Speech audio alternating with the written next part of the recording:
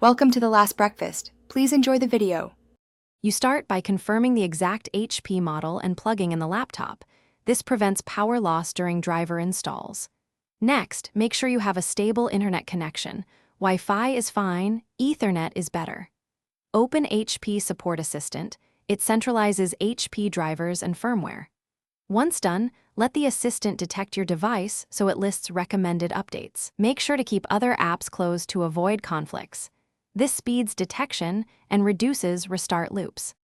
You should prioritize BIOS and chipset drivers because they underpin hardware stability and communication.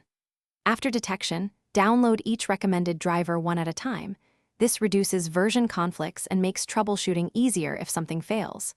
Follow the on-screen prompts, agree to terms, choose default settings unless you know otherwise, and watch progress bars. Once an installer finishes, restart when prompted. Many drivers only activate after reboot. Then reopen HP Support Assistant. To confirm, you finish by validating the updates in Device Manager. Look for yellow icons or mismatched driver versions and ensure devices report properly.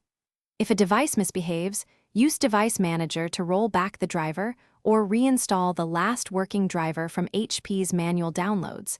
This often resolves regressions. Make sure you created a restore point before risky updates to recover quickly.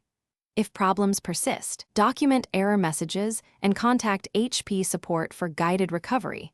This saves time and prevents data loss. Thanks for watching. If this was helpful, leave a like and consider subscribing. See you next time.